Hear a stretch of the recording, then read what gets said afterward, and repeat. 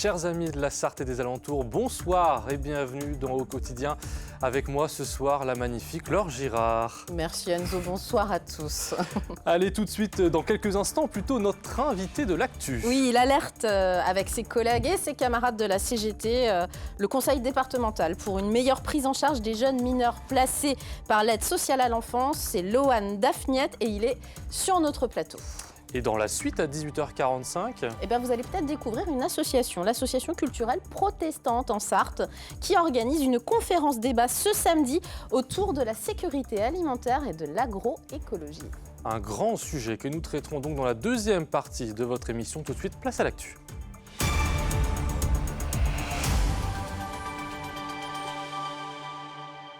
Et au sommaire de ce mardi 16 janvier, un fait divers dont les circonstances restent encore floues. En effet, que s'est-il passé véritablement devant le magasin Action, quartier sud du Mans, alors qu'une jeune maman percutée par une voiture y a perdu la vie?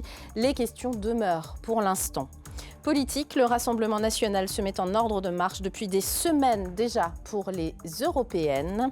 Et puis culture et pédagogie avec un projet artistique ambitieux pour des terminales pro du lycée agricole de la Germinière à Rouillon. Mais avant ça, alors, nous le disions en titre, que s'est-il passé devant le magasin Action des quartiers sud du Mans vendredi dernier? Oui, il reste encore beaucoup de zones d'ombre sur cet accident qui a coûté la vie à une jeune femme percutée par une voiture. Ce mardi matin, la ville du Mans a décidé de sécuriser les lieux provisoirement. Enzo Maubert. Le drame s'est produit ici, juste devant l'entrée du commerce, vendredi 12 janvier. Alors qu'elle sortait du magasin avec sa petite fille, une femme de 36 ans est morte percutée par un véhicule. Ce mardi matin, la ville du Mans a installé ces gros blocs de béton, un moyen provisoire de sécuriser les lieux. Ici, on est sur un espace privé, donc la responsabilité de la collectivité ne peut pas être engagée dans une action comme celle-ci. Mais par contre, c'est à la fois de la responsabilité de la personne de ne pas se stationner ici et puis peut-être du propriétaire de réaliser les aménagements pour éviter ce type d'accident. Un accident avéré selon les premiers éléments de l'enquête, mais entouré de beaucoup de zones d'ombre. Aucune personne ne se trouvait à l'intérieur du véhicule lorsque celui-ci a dévalé les marches. Comment et pourquoi cela s'est-il produit? Impossible d'y répondre pour le moment. Le propriétaire de la voiture s'est présenté spontanément au commissariat après les faits. Les gardes à vue qui ont eu lieu durant le week-end ont également tout été levés. Les blocs de béton devraient quant à eux être remplacés par un aménagement définitif d'ici les prochaines semaines.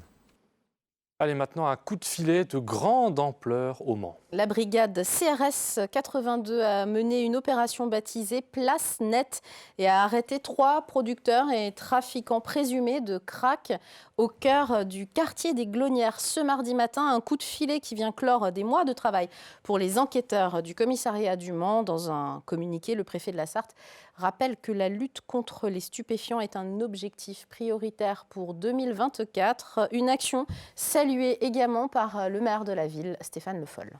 Un mot du conseil départemental à présent. Il se réunit en séance le 26 janvier prochain. Pour le débat d'orientation budgétaire 2024. Et cette année, le conseil doit faire avec un budget de plus en plus contraint suite à la perte de son autonomie fiscale et en même temps une hausse de son budget de fonctionnement.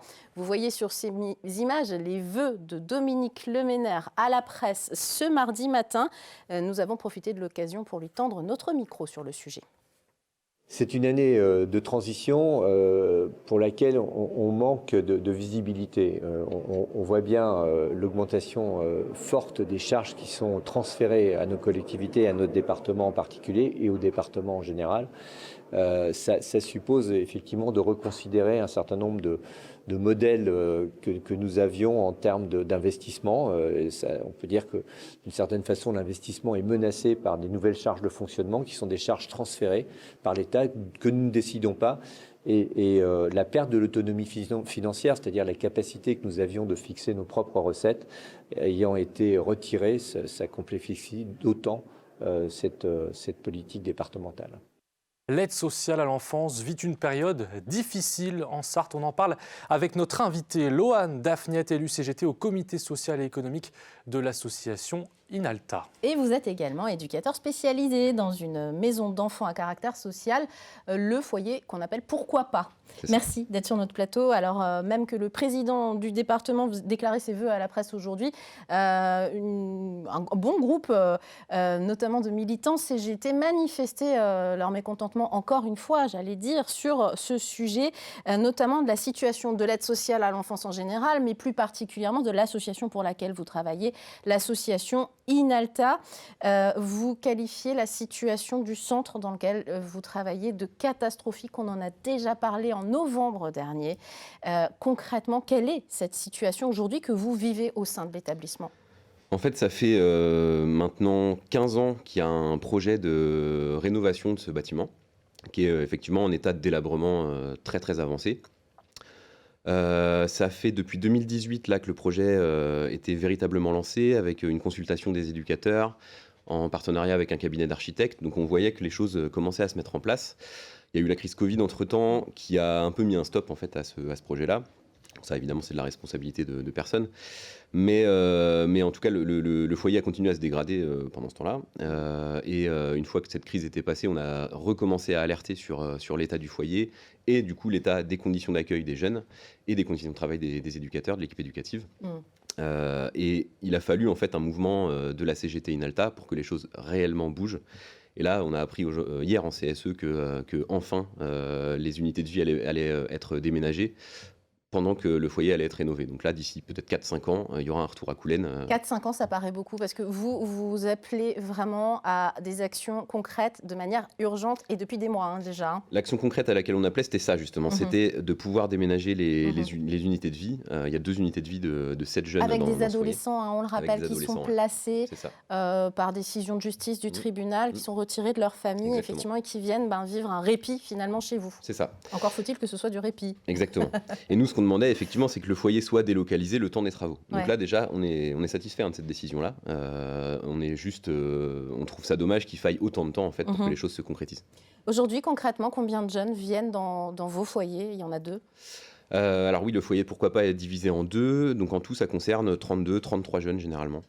Sur une aide sociale à l'enfance qui ne fait que augmenter malheureusement le nombre de placements judiciaires depuis quelques années. Plus de 50% en 6 ans. On est passé de 1100 enfants confiés à l'aide sociale à l'enfance en 2016 à près de 1900 aujourd'hui.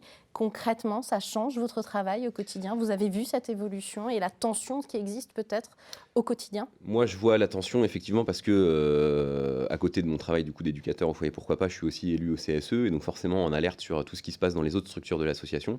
Et on voit surtout que c'est le milieu ouvert qui est impacté par ça. Le milieu ouvert, c'est les placements, enfin les suivis éducatifs au domicile des parents, quand il n'y a pas de placement en structure. Et là, oui, on voit bien qu'effectivement, c'est un secteur qui est très sous tension, parce que énormément de demandes de prise en charge, de mesures, et très très peu de moyens au final alloués, et donc une liste d'attente qui ne cesse de grossir. Là, on sait d'ailleurs, c'est des chiffres officiels, qu'il y a à peu près 400 mineurs en attente de prise en charge en Sarthe.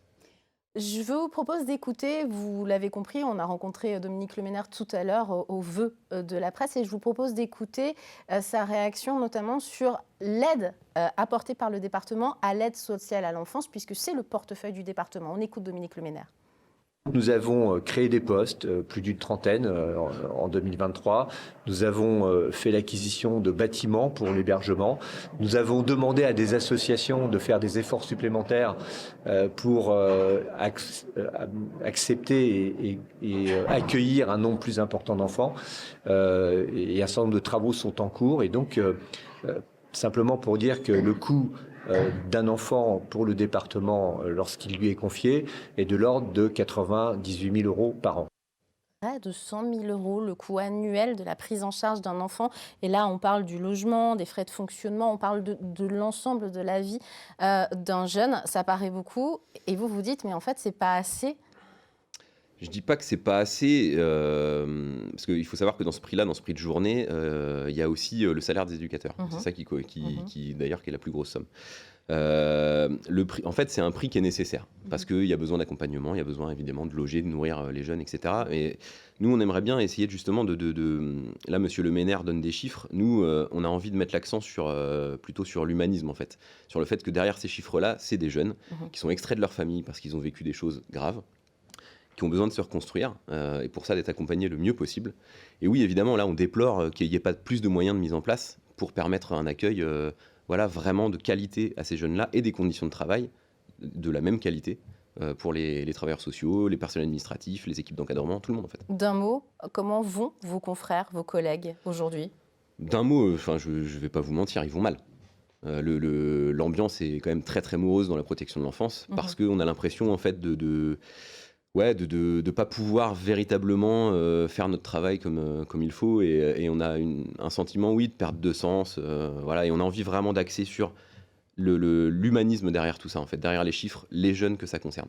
Merci Loane Dafniette d'être venu parler et nous donner ce retour d'expérience en tant que travailleur social tout simplement. Si vous êtes intéressé, vous voulez aller plus loin sur le sujet, il y a le Facebook et l'Instagram de CGT Inalta que vous représentez ce soir. Merci. Merci à vous. Et pendant ce temps, lors d'un autre côté politique, cette fois, le RN se met en ordre de marche pour les élections européennes. Le parti de Jordan Bardella a organisé samedi dernier un meeting avec des militants sarthois. L'occasion de leur présenter un des nouveaux visages bleu marine pour le département et de les inciter à se rendre aux urnes le 9 juin prochain. Anthony Piton. Il s'appelle Romain Lemoigne. Il a 23 ans. C'est un transfuge LR. Et c'est maintenant le nouveau délégué de la 3e circonscription de la Sarthe pour le Rassemblement national. Au moment de la réforme des retraites, parce que j'étais un militant des Républicains, je l'admets en toute franchise, je croyais à l'époque que LR pouvait porter encore un discours gaulliste, c'est-à-dire sur les chiffres sociales, sur l'identité, sur la souveraineté, sur un État fort. Et je me suis rendu compte à ce moment-là, de la réforme des retraites, qu'il n'y en était plus question et que c'était en fait Marine Le Pen, le RN, qui portait ce discours-là, social, patriote, souverainiste. Son rôle dans les prochains mois, ça sera de faire campagne pour le RN en vue des élections européennes. Des élections pour lesquelles les membres du parti de Jordan Bardella s'attendent à une marée bleu marine. Nous avons vraiment des vagues d'adhésions, c'est-à-dire que c'est minimum 10 nouvelles adhésions par semaine, ce qui est complètement exceptionnel. En même temps, ce n'est pas si surprenant. J'en suis ravie, mais pas surprise, parce que effectivement, les gens se rendent compte que le Rassemblement national porte les idées qui permettront de conserver notre culture, de conserver notre souveraineté et de redresser la France. Là, vraiment, on sent que, à la faveur de la présence de Jordan Bardella et de Marine Le Pen, les gens nous rejoignent nombreux. Selon les chiffres du Rassemblement national, il y aurait à ce jour 341 adhérents RN à jour de cotisation en Sarthe. Les élections européennes auront lieu le 9 juin prochain. Allez, direction le lycée de la Germinière à Rouillon, où une classe de terminale vit un moment un peu spécial, Laure, je crois. Oui, parce que d'habitude, il planche plutôt sur les questions de mécanique agricole, ce genre de choses. Et cette semaine, c'est l'art qui est au programme, avec la création de plusieurs œuvres accompagnées du peintre sartois Mauberland. Immersion avec notre stagiaire Amélie Deschères et Colin Ancel. Quelques coups de crayon, du noir, du blanc, mais surtout une bonne dose d'inspiration. C'est pas la meilleure œuvre, faut mieux mettre celle-là. Voilà, comme j'ai dit, l'aspiration, ça vient tout seul. Ça vient tout seul, oui, voilà. Pas vraiment artistes, Johan et Brandon sont élèves en terminale agroéquipement, au programme de la mécanique de la conduite d'engins agricoles. Alors dans cette formation, s'initier à la pratique de l'art contemporain n'est pas commun. J'aime bien dessiner, donc j'étais plutôt contente de faire ça. Et c'est de faire des œuvres avec du crayon Posca sur des feuilles cartonnées. Au début, j'étais un peu sceptique, mais au final, si, ça rend bien, j'aime bien. Leur thème cette semaine, la nature. Cet atelier ne porte pas uniquement sur leur qualité de dessinateur. La création artistique en bac pro, c'est plutôt un prétexte pour faire en sorte que nos jeunes s'investissent dans un projet de A à Z, depuis sa conception jusqu'à sa réalisation, puis sa valorisation. Ils y vont de bon cœur, donc moi je le vis super bien. Une classe totalement autonome. Mais pour mener à bien ce projet, l'artiste Moberland apporte son expertise. Il y a une satisfaction à réaliser une œuvre individuellement, mais il y a aussi une satisfaction à transmettre un savoir, et si ça peut créer des vocations a posteriori, eh bien, ça sera parfait. Et puis s'ils ne le font pas, ça sera parfait aussi. Objectif final, exposer la série d'œuvres dans différents lieux publics, que ce soit au sein même de l'établissement ou sous forme d'expositions itinérantes. Leurs productions sont déjà encadrées. Les Jeux Olympiques, c'est pour bientôt déjà. Et oui, alors vous le savez, la flamme olympique ne passera pas par la Sarthe, la vraie flamme. Mais par contre, les enfants, eux, ont la leur. Absolument, la flamme périscolaire. Elle a été accueillie lundi à l'école élémentaire de la Madeleine. La ville du Mans, labellisée Terre de Jeux 2024, a lancé un projet pour les plus jeunes. Objectif, faire découvrir l'olympisme et ses valeurs aux enfants. Au programme des animations sportives et culturelles sur les temps périscolaires et dans les centres de loisirs tout au long de l'année. La flamme poursuit son parcours en s'arrêtant dans une trentaine d'écoles publiques du Mans pour effectuer au total plus de 43 km. Je rappelle que c'est un peu plus d'un marathon en fait. Et elle terminera sa course le 26 juin au stade Marie-Marvin lors d'une journée olympique périscolaire. Et on termine ce journal avec un mot de prudence sur les routes pour mercredi. Absolument. Ce mardi soir, à partir de 20h, des pluies verglaçantes pourraient faire leur apparition sur les routes sartoises. Au cours de cette même nuit, de la neige pourrait tomber également en petite quantité. Donc vous êtes invités à la plus grande vigilance si vous devez vous déplacer cette nuit. Et bien sûr également ce mercredi matin. Et le mieux, si c'est le cas, c'est de reporter tout simplement vos déplacements si vous le pouvez. Et peut-être qu'on découvrira un beau petit manteau blanc demain matin. Pourquoi pas. Allez, ça c'est pour ce mercredi, mais dans un instant, eh bien, c'est la suite, juste après une page de pub et la météo.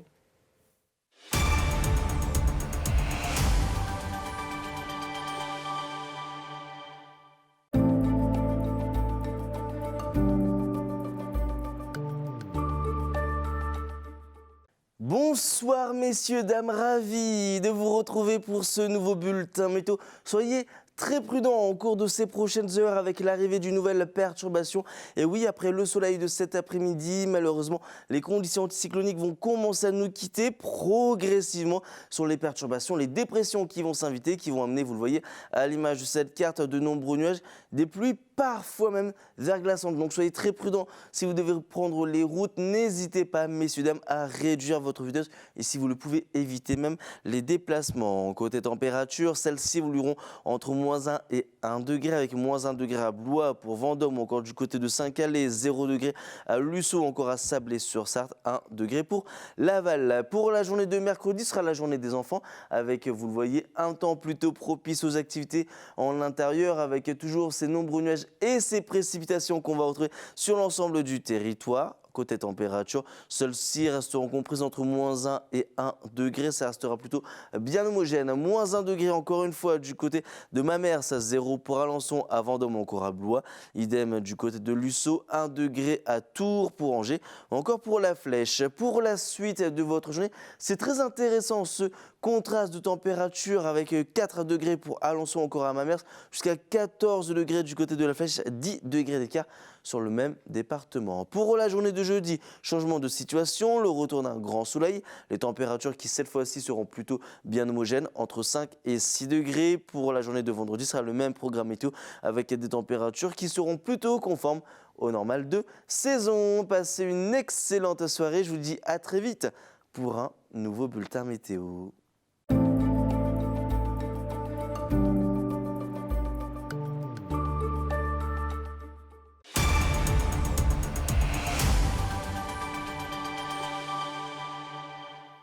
De retour sur le plateau de LMTV Sarthe, on fait le point, vous le savez, comme chaque soir, avec la qualité de l'air de notre partenaire RPI de la Loire. Si les routes risquent de glisser ce mercredi matin, en revanche, bien l'air sera plus respirable que les jours précédents. Il sera moyen, vous le voyez, la couleur est verte sur l'ensemble de la région. Les polluants se dispersent mieux grâce notamment aux faibles précipitations. Absolument. C'est l'heure d'accueillir nos invités. Merci Enzo. Fabienne Jeunet, vice-présidente de l'ACP 72. L'ACP, c'est l'association culturelle protestante en Sarthe. Et à vos côtés, Yves Schlumberger, vous êtes le président de cette association. Samedi 20 janvier à 16h30, vous organisez une table ronde au Temple protestant sur la sécurité alimentaire, intitulée, vous le voyez, je mange donc je choisis, point d'interrogation. Qu'allez-vous interroger samedi après-midi ? Eh bien, nous allons essayer d'interroger toutes celles et ceux qui seront à nos côtés sur une thématique qui peut paraître un peu lointaine, hein, la sécurité alimentaire, et pourtant qui touche beaucoup de monde sur tous les continents. Et on n'a pas toujours conscience que cela nous concerne aussi très directement. Et pour donner un simple exemple, beaucoup de personnes sur tous les continents donc, souffrent d'insécurité alimentaire. Pourquoi ? Parce qu'elles ont vu les surfaces des terres cultivables diminuer, ce qui leur revenait pour leur propre alimentation était vraiment réduite comme une peau de chagrin au profit des cultures d'exportation. Et ces cultures d'exportation, elles nous sont destinées. Donc les choix alimentaires que nous faisons... C'est pour ça que vous mettez le point d'interrogation à la fin du titre. Absolument. Je choisis. Point d'interrogation. Voilà. Et pour choisir, il faut être informé. Oui. Donc voilà la raison un peu de cette conférence. Avec du beau monde autour de la table, des experts en fait un peu dans leur domaine, Yves Schumberger. Alors, ce sont, oui, des experts dans leur domaine, mais ce sont aussi des personnes engagées.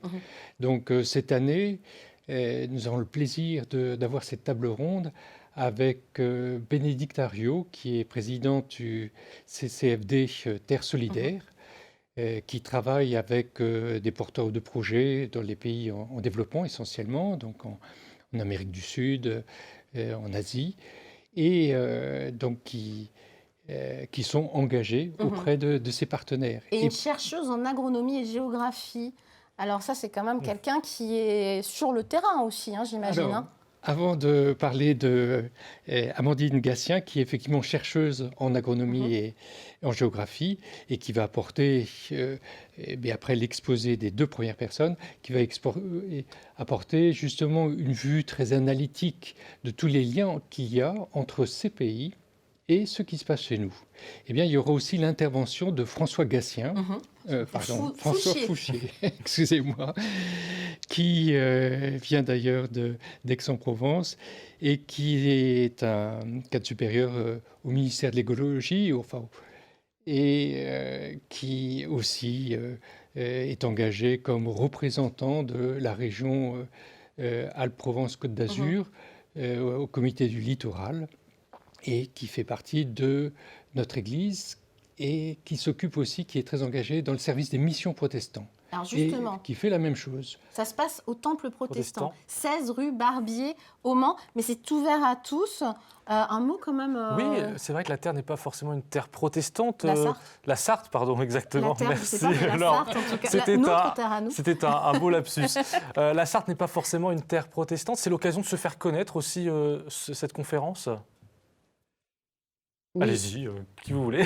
Oui, absolument. Hein, notre association va fêter ses 10 ans cette année, mais c'est vrai que notre visibilité n'est pas encore très importante, hein, il faut bien le reconnaître, parce que déjà... 10 ans nous sommes aussi une petite association, donc nous avons quand même 7 ou 8 manifestations par an. Donc au fil du temps, notre auditoire s'étoffe quand même, hein, mais nous souhaitons bien sûr toujours être plus visibles sur la cité. Et vous travaillez également avec d'autres églises, j'imagine, vous ne restez pas uniquement au sein du temple. Oui, bien sûr. Et notre volonté, c'est surtout d'être un partenaire maintenant sur la scène culturelle mancelle, hein, d'être ouvert à tous et de permettre justement à des personnes qui ne connaissent pas forcément ce lieu d'y venir pour des thèmes comme nous proposons là, qui intéressent en fait tout le monde, croyant ou pas. Un mot peut-être rapide de culture générale, c'est quoi la différence avec les autres églises chrétiennes ? Le protestantisme. Alors là, en fait, c'est le thème de l'œcuménisme. Hein. Les chrétiens ont 3 grandes familles, catholiques, orthodoxes, protestants. Voilà. Et nous travaillons bien sûr très en lien et nous sommes assez gâtés, je dirais, hein, sur le Mans, parce qu'il y a une véritable vie œcuménique et on fait beaucoup de choses ensemble. Parfait, on le rappelle, ce samedi à 16h30, il y a une table ronde ensuite et c'est animé, on la salue par Marie-Aimée Hide, journaliste et consoeur, que l'on salue effectivement. Et si vous avez des renseignements, des questions à poser, tout simplement, il y a un mail à socultureprotestant72@gmail.com. Merci d'être venu nous parler de cet événement. Et c'est déjà la fin d'Au Quotidien. Ce mercredi, dans l'actu, on aura l'occasion de recevoir Pauline Potier, la nouvelle présidente de la radio associative Fréquence. Elle n'a seulement que 25 ans et déjà bien beaucoup de talent, vous le verrez. Et puis tout de suite, sur LMTV Sarthe, c'est Bruno Palmet avec Plus belle ma Sarthe. On va ce soir, Laura, à Beaumont-sur-Dème, dans le sud Sarthe. Un petit village très joli. Très joli. Merci de nous avoir suivis. Bonne soirée et à demain. À bientôt.